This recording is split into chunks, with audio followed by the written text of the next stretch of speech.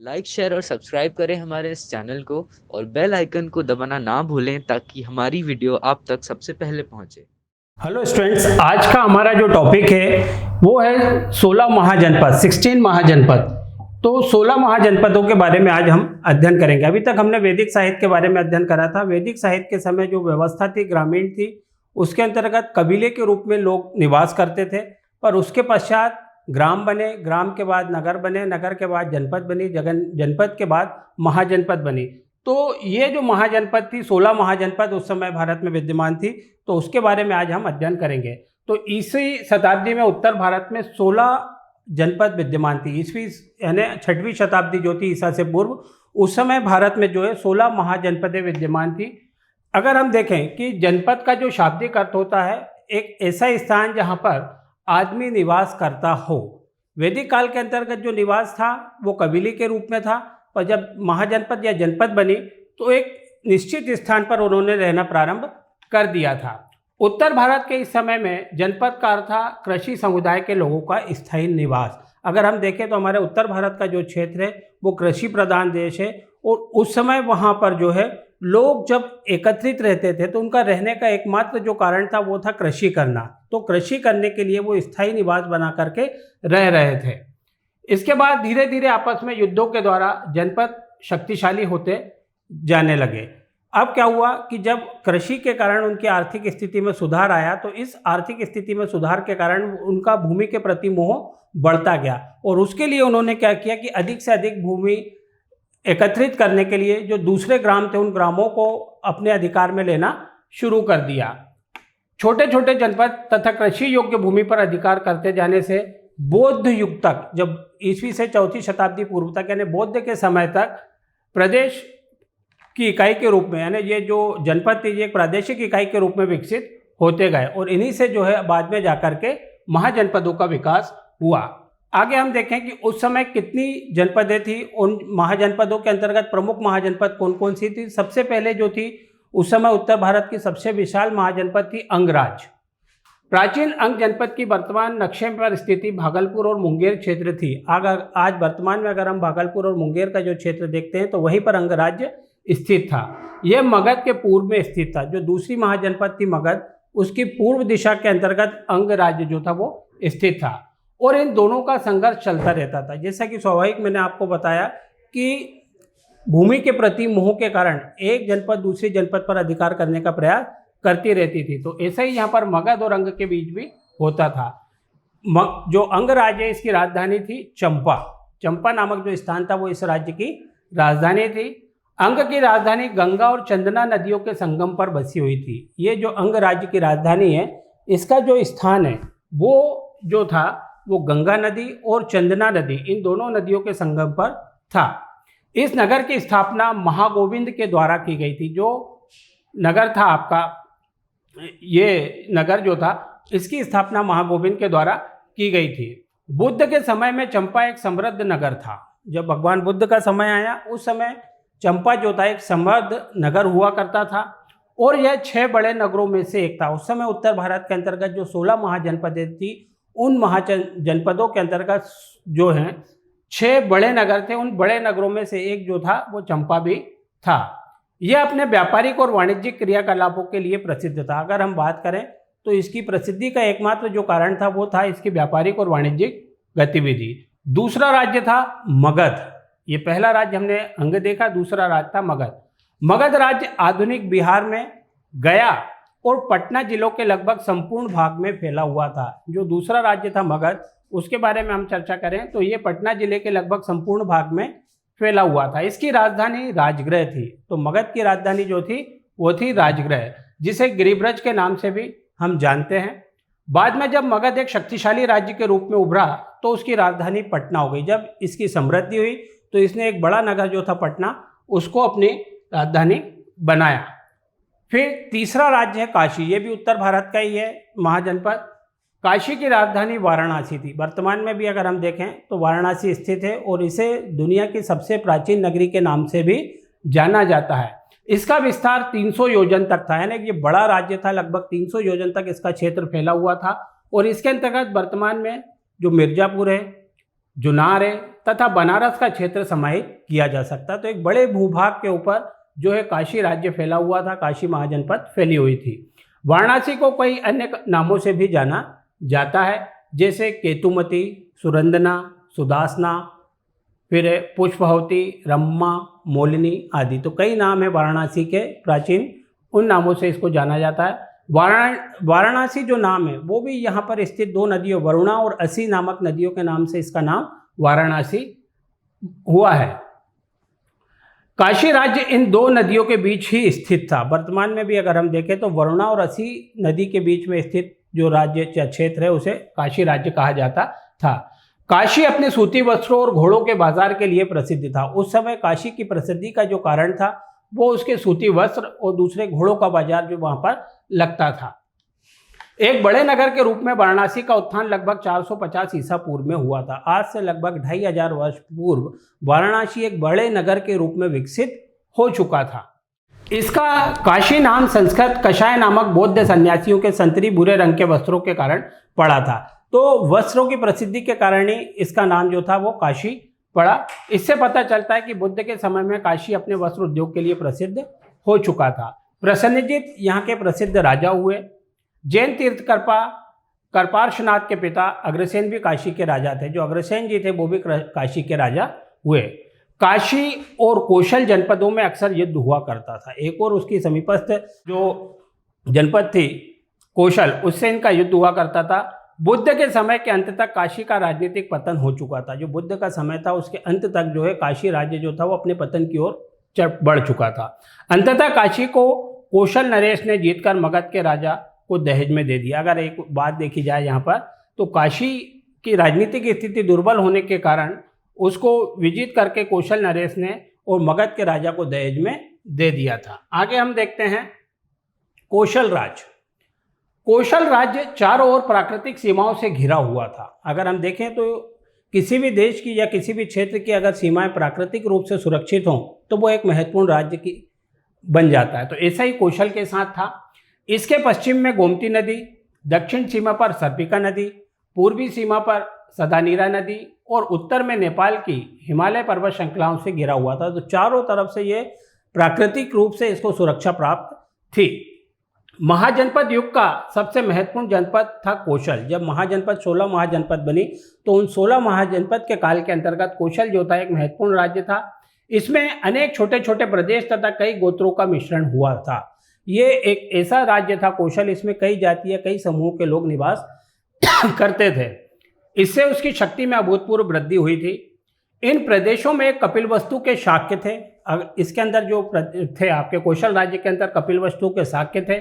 और दूसरा प्रमुख कुल था केशपुत का, केशपुत के कलामों का। बौद्ध साहित्य ग्रंथ मध्यम निकाय में बुद्ध को भी कौशल निवासी बताया गया है। जो बौद्ध साहित्य है मध्यम निकाय उसमें बताया गया है कि भगवान बुद्ध या जो हैं वो भी कौशल के निवासी थे। आगे हम देखते हैं बज्जी संघ। ये 8 राज्यों का एक संघ था, समूह था, इसलिए इसे बज्जी संघ के नाम से जाना जाता है। यह राज्य जो है गंगा के उत्तरी भाग में स्थित था। यह गंडक नदी के किनारे बसा हुआ था। इसकी जो प्राकृतिक सीमा है वो गंडक नदी के समीप थी और यही नदी इसे कौशल और मल्ल राज्यों से अलग करती थी। ये इनके आपसी बंटवारे का जो मुख्य कारण था, सीमाओं का जो कारण था वो था कौशल और मल्ल राज्य से।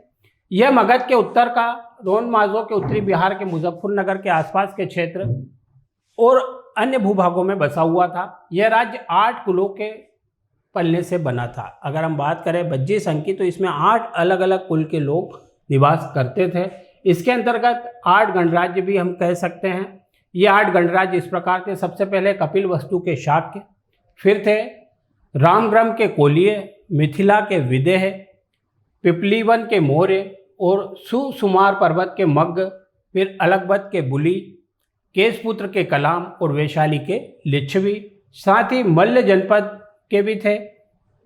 और इसके बाद जो है एक गणराज्य था और यहाँ भी क्षत्रियों का राजा था। तो ये एक क्षत्रिय राज्य था और यहाँ पर जो राजा था वो भी क्षत्रिय राजा था।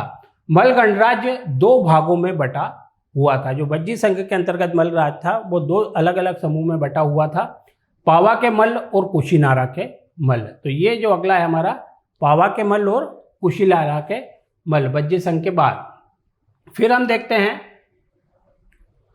कुशीनगर नारा में भगवान बुद्ध ने निर्वाण प्राप्त किया था। भगवान बुद्ध के बारे में अगर हम बात करें तो भगवान बुद्ध को जो निर्वाण की प्राप्ति हुई थी वो कुशीनारा नामक स्थान पर ही हुई थी। और पावा में भगवान महावीर को निर्वाण प्राप्त हुआ था। यहाँ पर उन्होंने अंतिम समय अपना व्यतीत किया था।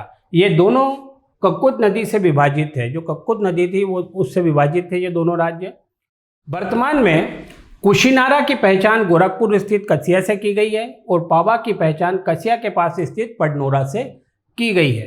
ऐसा माना जाता है कि मल्लों पर 500 शासकों का शासन या संभ्रांतों का शासन था। ये एक ऐसा राज्य था जहाँ पर एक संभ्रांत लोग थे। ये 500 शासकों का शासक रह चुका था। बाद में मल्ल गणराज्य मगध के चंगुल में फंस गया, यानी मगध ने इसको अपने राज्य में मिला लिया था। आगे हम देखते हैं वत्स जो राज्य था इसकी राजधानी जो थी वो थी कौशाम्बी और यह आधुनिक इलाहाबाद और मिर्जापुर के बीच का क्षेत्र था। वर्तमान में अगर हम देखें इलाहाबाद और मिर्जापुर के बीच का जो क्षेत्र है वही वत्स राज्य के अंतर्गत आता था। इसको वत्स जनपद के नाम से भी जाना जाता था।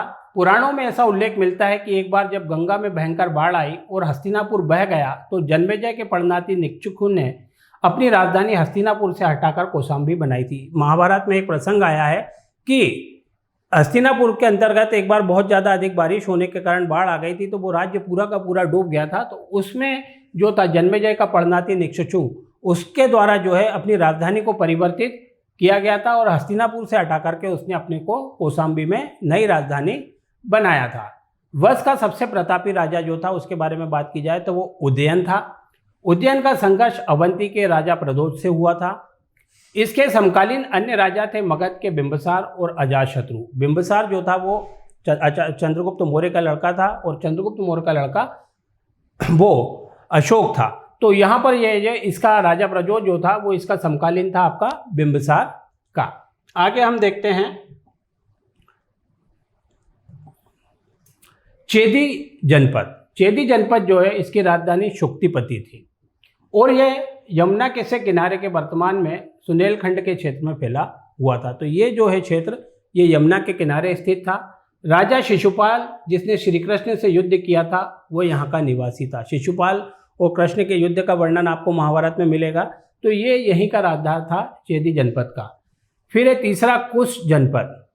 महाभारत का एक कबीला था जो कि दिल्ली और उसके आसपास के क्षेत्र में शासन करता था। इसकी राजधानी इंद्रप्रस्थ थी। इंद्रप्रस्थ वर्तमान में दिल्ली के पास स्थित है। ये दिल्ली का एक क्षेत्र है। इसमें अन्य नगर भी शामिल थे जैसे हस्तिनापुर, कुंडी, वर्णावत आदि। कुरु वंश के राजा धनंजय कौरव्य और सुत्सोम उपाधि धारण करते थे। हम देखें कि कौरव और पांडव जो था वंश तो वो हस्तिनापुर से ही संबंधित उनका इतिहास है। तो यहाँ पर जो राज्य करने वाला राजा थे वो कौरव और सुत्सोम उपाधि धारण करते थे। महाभारत के कौरव और पांडव इसी वंश के थे। तो जो कुश वंश है या कुश जनपद है वो महाभारत से संबंधित है, उनके ही वंशजों से संबंधित है। आगे हम देखते हैं पांचाल जनपद। ये सब शब्द आपने महाभारत में सुने होंगे। ये सभी जनपदें उस समय महाभारत काल में विद्यमान थी। तो ये है पांचाल जनपद जहाँ की द्रौपदी थी पांचाल जनपद से। महाभारत में कुरु और पांचाल का जोड़ा काफ़ी प्रसिद्ध था। महाभारत की चर्चा हम करते हैं तो उसमें पता चलता है कि पांचाल एक महाजनपद उस समय हुआ करती थी। इसके भाग में उत्तर पांचाल और दक्षिण दो भाग में बटा हुआ था। ये एक था उत्तर पांचाल और दूसरा था दक्षिण पांचाल। उत्तर पांचाल की राजधानी थी अहिछत्र और दक्षिण पांचाल की राजधानी थी कामिल्य।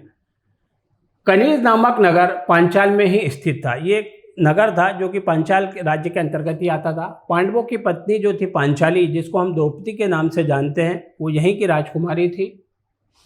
पांचाल में वर्तमान में अगर हम देखें तो बरेली, बदायूं, फर्रुखाबाद, पीलीभीत, सुरेंद्रनगर और अलीगढ़ शामिल थे। ये आगरा और पीलीभीत या लखनऊ के आसपास का क्षेत्र है। यह गोमती और चंबल नदियों से घिरा हुआ था। ये जो राज्य था पांचाल महाजनपद, ये गोमती और चंबल नदियों के बीच में स्थित था। पांचाल नाम 5 कुलों के होने से पड़ा था। यहाँ पर 5 कुलों के होने से इस राज्य का नाम पांचाल पड़ा था। ये 5 कुल अलग अलग थे जैसे कृवि, तुर्वस, कैसिन, श्रीन्याय और सोमक। गंगा नदी दोनों पांचालों को विभाजित करने का कार्य करती थी। ये दक्षिणी और उत्तरी पांचाल को विभक्त करने का कार्य जो है वो गंगा नदी करती थी। बाद में कुरुओं और पांचालों में उत्तर पांचाल क्षेत्र को लेकर के संघर्ष हुआ था। बाद में जो कौरव थे उनके बीच में इसमें संघर्ष हुआ उत्तरी और दक्षिणी पांचाल को लेकर के। अगला हमारा है मत्स्य जनपद। मत्स्य जनपद की राजधानी बेरात थी और यह आधुनिक जयपुर, दौसा, भरतपुर और अलवर क्षेत्र में स्थित था। तो ये जो क्षेत्र आता है ये आपका आगरा से जयपुर के बीच का जो क्षेत्र है ये मत्स्य जनपद के नाम से जाना जाता था, जिसके अंतर्गत दौसा, भरतपुर और अलवर का क्षेत्र शामिल था।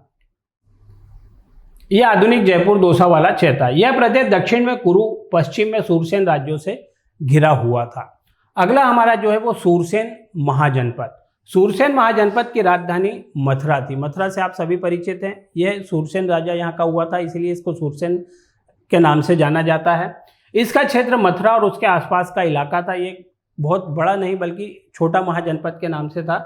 कंस और कृष्ण की यह जन्मभूमि मानी जाती है। यह पहले गणराज्य था और बाद में राजतंत्र बन गया। पहले यहाँ पर गणराज्य था, बाद में इसमें राजा का शासन यहाँ पर स्थापित हुआ। तो ये हमारा सूरसेन महाजनपद हुई।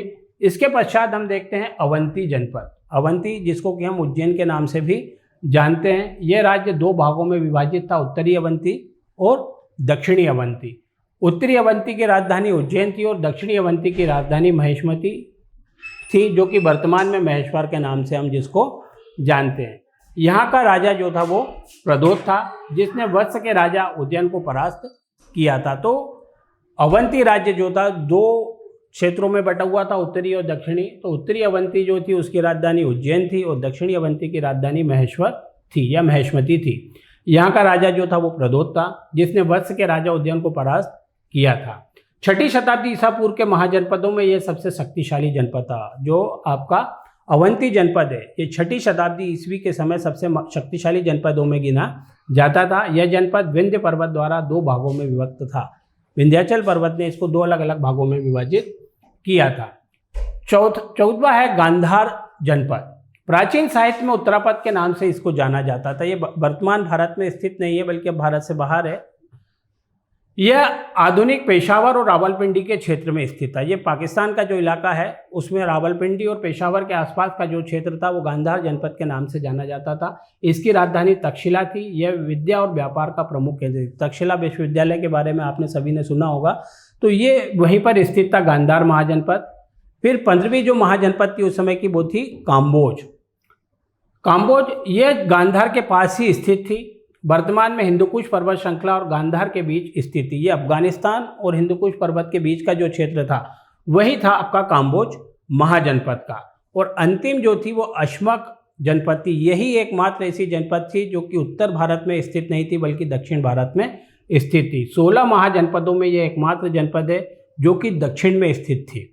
यह गोदावरी के किनारे स्थित थी। इसकी राजधानी प्रतिष्ठान या जिसको हम पोतन के नाम से भी जानते हैं। तो आज हमने देखा कि किस प्रकार से जो 16 महाजनपदें थी ईस्वी सन के 6ठी शताब्दी ईसा पूर्व, उन 16 महाजनपदों की उत्तर भारत में क्या भौगोलिक स्थिति थी और एक महाजनपद जो अंतिम था दक्षिण में अशमक महाजनपद, इसकी भौगोलिक स्थिति कैसी थी। तो ये आज के लिए इतना ही। आगे हम इसी से संबंधित और पढ़ेंगे। Thank you.